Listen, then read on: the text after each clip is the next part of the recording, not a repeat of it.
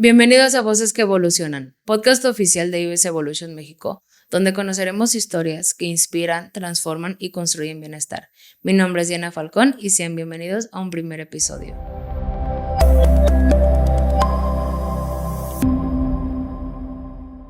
En este primer episodio conversaremos con Javier Molina, un empresario mexicano de origen nicaragüense, fundador y actual CEO de IBS Evolution México. Con más de 20 años de trayectoria, su historia refleja visión, perseverancia y el deseo genuino de ayudar a las demás personas. Javier, muchas gracias por acompañarnos. Cuéntanos más sobre tus orígenes, tu infancia, ¿qué recuerdos tienes de allá? Muchas gracias, Diana, por la invitación, por participar en este primer episodio. Como bien dices, soy originario de Nicaragua, de la ciudad de Estelí, que está al norte de Nicaragua. Nací allá por 1958, ya hace muchos años, ya llovió. Me crié en familia, soy el menor de 6 hermanos. Mis padres se dedicaban, mi madre básicamente al hogar, lo clásico creo en aquellos tiempos. Mi padre se dedicaba a la ganadería y teníamos un rancho de café. De mi infancia recuerdo, me crié y estudié con los maristas. Una infancia bonita, lo que es la primaria, mis estudios, siempre me gustó la parte de estudiar. Me desarrollé como uno de los mejores alumnos en mi época, en lo que es la primaria. Posteriormente, de la primaria al pasar a la secundaria, la familia vive una situación de crisis económica. Déjame te cuento también que mis padres vienen de origen, vamos a decir, mi madre es de origen, su abuelo o mi abuelo, de gente de riqueza, que les heredaron varios ranchos. Mi padre también era de origen, la familia Molina, o lo que es mi abuelo, fue el hombre que llevó el primer coche a Estelí. Una historia muy interesante porque él fue a San Francisco y le llevó al alcalde de San Francisco de regalo un venado blanco, cosas que son muy raras, y posteriormente él, de agradecimiento, le manda un Forte 1914. Entonces era gente de sociedad económicamente estable, pero como te digo, yo soy el menor de todos los de 6 hermanos. Cuando ya empezó la primaria, se vino una crisis económica en la cual yo, al pasar de primaria a secundaria, ya no hay suficiente dinero. Entonces me mandan oficialmente a una escuela pública. De estar en el Instituto Marista, me mandan a una escuela pública. Estoy básicamente unos cuantos meses únicamente en esa escuela, porque después llega el director del Instituto Marista, donde había estudiado toda mi primaria, a decirles a mis padres que por qué ya no había regresado a la escuela. Y pues le dicen que pues no había para pagar la mensualidad, y le ofrecen una beca porque durante la primaria había sido el mejor alumno. Entonces querían que continuara estudiando con ellos. Mismo. Entonces continuó, estuve un mes en la escuela pública y regreso nuevamente a mi instituto, que es el San Francisco Marista de Estelí, y continúo mis estudios en esta escuela. Igual combino, ya por esa situación económica que se viene, tengo que empezar en las vacaciones a trabajar. Me iba con mis padres al rancho en las vacaciones a trabajar. A veces traíamos leña y hacía mis negocios. Ya desde ahí empieza mi parte comercial, vamos a decir, porque recuerdo de que iba a la finca, traía leña, mi papá, pero yo me iba con el chofer a venderla y el dinero era para mí. y ahí yo guardaba. Normalmente se acostumbraba que nos daban el domingo. Yo creo que aquí igual la mesada, ¿no? Yo ya en esa época ya no recibía domingo porque no había dinero. Entonces yo lo que hacía era, traía leña, la vendía y... Estando en primaria todavía. Estando en primaria todavía, guardaba dinero para mí. Ya estando en secundaria, pues empieza el estudio. Es una época que recuerdo con mucho gusto. Disfruté mucho, me dedico al deporte, a los estudios. Seguí generando básicamente buenas calificaciones. Las vacaciones era irme después, posteriormente, al rancho de café, donde me estaba, allá las vacaciones eran diferentes, diciembre y enero. Era el periodo de vacaciones largas. Toda esa época yo me la pasaba de lunes a sábado, trabajando en el rancho, ayudando como capataz en lo que es el corte de café, la recolección de café. Para mí una experiencia que realmente fue hermosa, porque era levantarme muy temprano, ir a ver a los obreros en la recolección del café, recorrer la finca, el rancho, en la tarde ir a recibirles el café, que es recibirles, cortar, llevar la contabilidad. Y los sábados, día de raya, había que pagarle a los trabajadores. Los trabajadores, exactamente, en base a lo que habían hecho, ¿no? Que cuánto habían cortado y yo era el que llevaba la lista. ¿Usted solo? Sí. Yo solo con los trabajadores de ahí, de la empresa. En esa época algo interesante era, no había comunicaciones, no había teléfono, no había celulares. Nuestra comunicación era el sábado a las 5 de la mañana, prendíamos el radio para esperar las noticias para ver a qué horas iba a llegar. A través del radio, que era la radio local, vamos a decir, nos avisaban. Se le avisa al señor Javier que saque los animales porque el coche no entraba hasta el rancho porque es época de lluvia y es camino muy difícil. Entonces tenía que ir a esperar que me iban a llegar el dinero, comida, sustentos a 2 kilómetros del rancho en 2 caballos para ir a recibirlos. Y entonces nuestra comunicación era siempre, teníamos que prendido el radio en la mañana porque hay un periodo que es cuando se daban las noticias, avisos a toda la zona. Normalmente toda la gente a través de ese medio. Todos con la radio prendida. Todos con la radio prendida para escuchar que si estabas esperando alguna comunicación, que no existía. Existía teléfono en la ciudad, pero pues ahí en el campo no teníamos. ¿Y quedaba muy lejos la ciudad? Relativamente no, estábamos a 27 kilómetros, pero era un camino de terracería bastante. Hacíamos 27 kilómetros y hacíamos 1 hora o a veces más de camino. Para llegar a la ciudad. Meta o vehículos de doble tracción para poder entrar hasta la finca. ¿Sí? Órales. ¿Y qué fue lo que le motivó para venir aquí a México? Bien, una vez que termino yo mi escuela, estuve trabajando, te decía ahí, antes de terminar la preparatoria. Trabajo también, mi intención era irme a estudiar fuera. Yo no quería quedarme en Nicaragua. Ahí surge un conflicto un poco con mis padres, porque yo era el menor y me encargaba del rancho de café.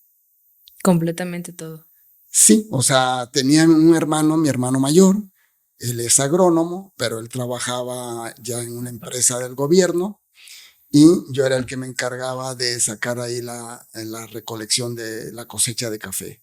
Entonces, cuando les digo, ¿saben qué? Me quiero ir a estudiar fuera. Estaba en análisis de si me iba a Colombia, si me iba a Argentina. No tenía pensado venir a México. Surge porque primero mi hermana, un año antes, se va con su esposo a sacar una maestría. Él era médico a Argentina, Buenos Aires. pero a mí se me hacía muy lejos. Dije, no, yo no me quiero ir hasta allá, yo quiero regresar, estar viniendo a visitar mi ciudad, ¿no? Entonces empiezo a hacer trámites para Colombia. Y en ese momento que estoy haciendo trámites, investigo universidades, surge una huelga que se lleva más de 6 meses. Entonces digo, pues no, ya siempre como que no. Y se iba a alargar mucho más. Entonces, estando en esos trámites, ya había terminado yo la preparatoria y estaba viendo para ver dónde me iba a estudiar.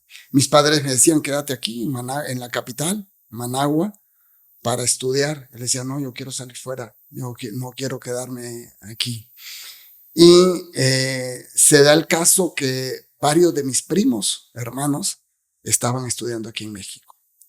Entonces, uno de ellos me dice, oye, mándame tus calificaciones para ver ¿Dónde te acomodo? dónde te acomodo. Mandé yo mis calificaciones, todo certificado por el consulado mexicano. ¿Y cuál es mi sorpresa? Que de repente me habla y me dice, ya estás inscrito en la UNAM. Nada más tienes que estar aquí antes del 1 de septiembre. 1977. Cuando llegó aquí a México. Así es. Entonces, ya organizo mi viaje. En ese lapsus también, a la hora que me quiero venir, como te decía, mis padres no querían que me viniera. Cuando yo decido irme, me dice, ¿y cómo le vas a hacer? Porque no había dinero. Sustento. Entonces, en ese lapso busco a través del gobierno conseguir una beca. Antes había sido a nivel nacional en la prepa. Hay un concurso de los mejores alumnos, el conocimiento clásico. Yo participé y quedé como el mejor alumno del norte, de la zona norte de Nicaragua. Que fui a competir. Entonces dije, bueno, tengo antecedentes. Voy a tramitar una beca. Fui, solicité beca. Habían unos contactos, parientes en gobierno, y aún con todo eso, solicito la beca y me dan una fabulosa beca de $70. Ándale. En aquella época, las becas normales para los amigos que venían aquí a México eran de $300 a $500 para venir a estudiar. Y eran becas que otorgaba México, no era ni dinero a Nicaragua. Y a mí, aún con todos los antecedentes y contactos supuestamente políticos, me dieron $70. Dije, pues con eso me voy. Claro. Ya platicando, mi hermano me dijo, yo te apoyo con $30 más para completar los $100 mensuales. Dije, bueno, como te decía, yo trabajaba durante toda la prepa, entonces yo tenía mis ahorros también. Entonces yo tenía mi guardadito, porque a la hora que decido ir, pues mis padres, como presión, no dijeron ni para el pasaje. Yo los entendía porque querían que me quedara con ellos a ayudarlos. Ellos ya estaban grandes, yo soy el menor, se casaron grandes y entonces había ahí cierta presión para que no me viniera. Yo decido, agarro, compro mi boleto, decido ya que me avisa mi primo que ya estoy inscrito en la universidad y voy y compro mi boleto de autobús para venirme desde allá en autobús. ¿Cuánto tiempo hizo? De Nicaragua a frontera fueron como, no recuerdo si fueron 36 o 48 horas a la frontera de México.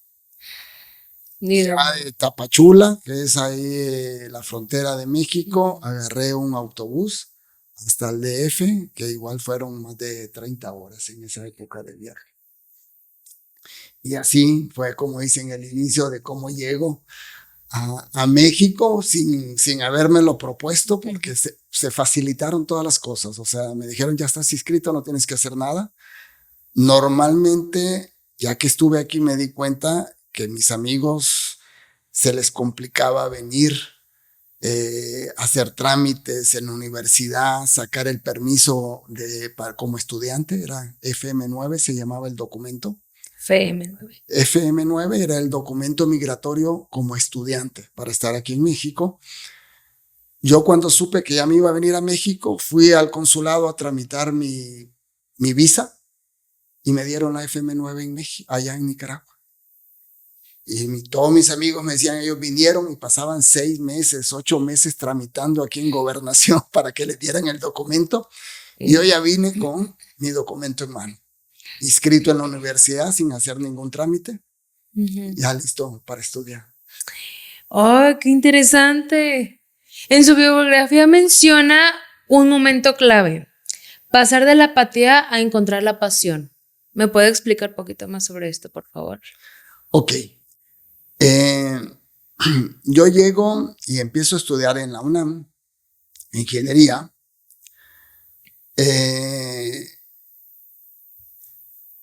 Y en esto te decía, 1 de septiembre de 1977 llego. En 78 inicia la revolución en Nicaragua.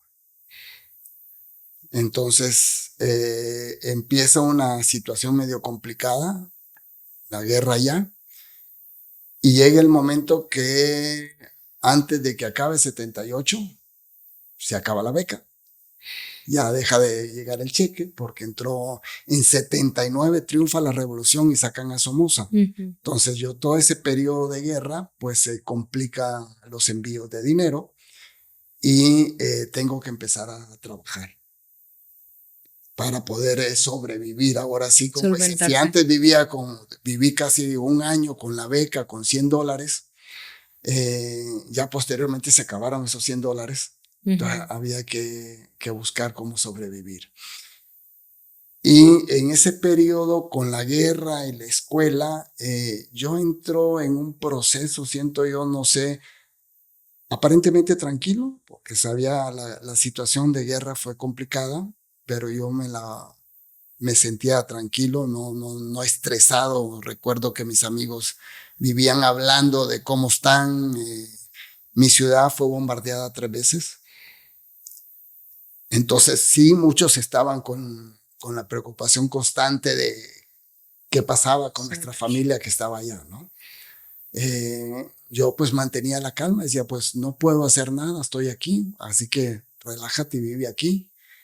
Tratando de la comunicación era muy esporádica, vía telefónica, pero medio difícil, esporádicamente teníamos comunicación, ¿no? Entonces ese periodo dice que estoy estudiando y trabajando y me dedico a sobrevivir. Y llega el momento de que creo yo, ahorita que lo veo ya, en retrospectiva, es que entro, yo creo, en un proceso de apatía, de depresión. Llega el momento que dejo la universidad. Y me dedico a trabajar y a vivir, básicamente a sobrevivir. Por eso en esa parte que me preguntabas, me dedico a vivir, a llevar la vida nada más y dejo totalmente los estudios. ¿Y cómo fue la búsqueda de fundar una empresa? No, su primera empresa. Ok. La primera empresa nace ya que estoy yo aquí en Guadalajara, que es muchos años. Durante muchos años yo en México trabajé como empleado. Estuve empleado en diferentes oficinas privadas, básicamente en la construcción. Y en ese proceso de vida, estamos hablando de 78, yo hasta el 85, antes del terremoto de México, me vengo, por situaciones de la vida, me vengo a vivir a Guadalajara. Igual, un poquito antes, después de haber estado muchos años sin estudiar, anduve intentando y no definía qué, en ese proceso de depresión, Intenté mercadotecnia en una escuela privada porque ya la UNAM tuve que dejarla por todo el tiempo que dejé. Intenté varias carreras técnicas y no me llenaba nada hasta que me metí a trabajar, a estudiar administración de empresas en la Universidad Tecnológica de Ciudad de México. Luego decido venirme a Guadalajara y me vengo a continuar a estudiar aquí en la UNIVA y consigo a través de un trabajo, consigo trabajo aquí en Guadalajara, me vengo a vivir a Guadalajara y empiezo mi trabajo en ventas, lo que siempre, así como decías tú que no te querías estar frente a un micrófono, yo dije, nunca diga nunca. A mí no me gustan las ventas. Cuando estuve trabajando en la constructora, yo era administrativo, yo recibía todos los pagos. Los de ventas me decían, vente a trabajar con nosotros, aquí está el dinero. Yo les decía, no me gustan las ventas, yo no soy para eso. Y llego aquí a trabajar y llegan las situaciones de la vida me llevan. Llegué a trabajar a una empresa, vivo en construcción, pero al poco tiempo de haber llegado, cierra y me dice muchas gracias. ¿Cómo? Entonces digo, ¿y ahora qué voy a hacer? Estando ya en la universidad, en la UNIVA, ellos me pagaban la universidad porque me habían traído de México. Le dije, si me pagas la universidad, adelante. Llego, me pagan la universidad, paso un tiempo y al tiempo me dicen, se cierra el negocio. Y dije, ¿ahora qué hago? Tengo que pagar la UNIVA por mi bolsa. Y ahí inició a trabajar en ventas. ¿Cómo surge IBES Evolution México? ¿Qué fue lo que lo inspiró? IBES Evolution México, ok. Después de, son muchos años de historia que vamos a saltarnos. Yo ya después de muchos trabajos me dediqué por mi cuenta a trabajar. Antes de iniciar IBES Evolution México, tenía una empresa de fumigaciones y una empresa de alarmas o lo que eran inmovilizadores para auto. En esa época estaba la situación del robo en Guadalajara muy fuerte y ahí ya es donde inicio yo a trabajar por mi cuenta, poner empresa, hacer negocio. IBES Evolution inicia a través de la invitación de un amigo, empiezo yo a incursionar, me invitan a Amway, entro a Amway, voy a las reuniones, me tocó ir a varias convenciones, a México, a Acapulco, me gustó el ambiente, me gustó la energía que se manejaba, las historias que se contaban de éxito ahí, pero realmente yo no logro crecer en las redes, pero me gustaba el concepto. Aparte de Amway, estuve en otras 2 empresas de multinivel que tampoco funcionó. Y después de un tiempo se acerca un amigo con el que había estado yo ya en multinivel y me dice, ¿por qué no ponemos un negocio nosotros? Yo ya tenía mi negocio de alarmas y mi negocio de fumigaciones, con los cuales ya era básicamente independiente. Y me dice, vamos poniendo un negocio de multinivel. Y de ahí surge la idea de IBES, con 2 productos básicamente, la Tulum. Y en esa época estaba de moda la linaza canadiense y la linaza. Con eso surge la idea de fundar un negocio que inicialmente era un concepto como de venta directa, con multinivel, no teníamos muy claro qué queríamos hacer. O sea, solamente estaba la Tulum y la linaza paso 1. La Tulum y linaza paso 1 y posteriormente conseguimos un laboratorio que nos hiciera el calcio, pero ojo, el calcio tratando de crear el calcio magnesio con vitamina C con el concepto de Amway, vamos a decir, que es un calcio mineral, ¿no? Eran los 3 productos con los que iniciamos el negocio. Iniciamos con 12,000 pesos de capital para hacer nuestro primer inventario. Yo puse oficina, secretaria, que era donde tenía mi negocio de alarmas, y mi socio puso 12,000 pesos para poner producto.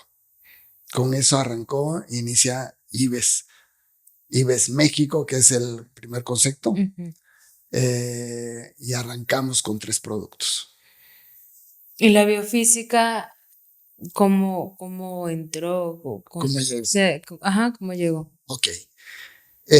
Iniciamos con esos 3 productos con la idea de una mezcla de venta directa con multinivel, y en el proceso ya fuimos modificando un poco hasta que ponemos el sistema completo de multinivel. Empezamos a crecer, a tener un buen movimiento, y en ese proceso llega el doctor Tsunao Taguara a nuestras vidas. Era primo de mi socio.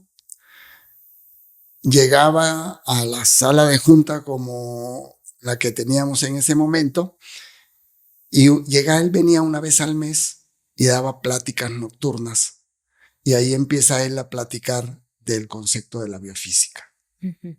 Y ahí empezamos a aplicar, a entender por qué la linaza canadiense funcionaba a través del concepto de la biofísica. Posteriormente, acá nos decía, quiten ese calcio no sirve porque es mineral. Y decía mi socio, ¿por qué? No, pues es el calcio de la marca que ya saben, parecido a ese. Decíamos, no, es que la biofísica es diferente el concepto. Y de ahí nace calcio de coral. Sacamos de mercado el otro calcio y nace calcio de coral, y empezamos a conocer a través de él lo que es el concepto de la biofísica, ¿sí? Todas las noches, cuando él llegaba, los miércoles me acuerdo, se hacían reuniones de 10 de la noche a 2, 3 de la mañana, en la cual llegaban realmente no distribuidores, sino médicos, terapeutas, con el doctor Tsunao Taguara, a escuchar sus pláticas del concepto de la biofísica, el por qué el cuerpo se enferma.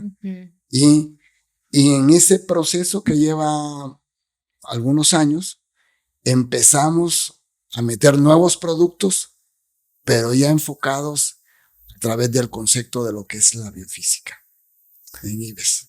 Ok. Y a lo largo de estos años, ¿cómo definiría IBES Evolution México? ¿Cómo define a IBES? IBES. El concepto inicial de IBES era hasta del nombre. El nombre IB, Iván, ES, Esmeralda, eran mi hijo y la hija de mi socio. Y a través de la evolución que se da con el concepto de la biofísica, empieza a evolucionar, vamos a decir, al concepto de información valiosa enfocada en la salud. Porque vamos viendo a través de la biofísica que hay una información muy interesante para poder cambiar el concepto de lo que es la salud tradicional, que es el concepto de la biofísica.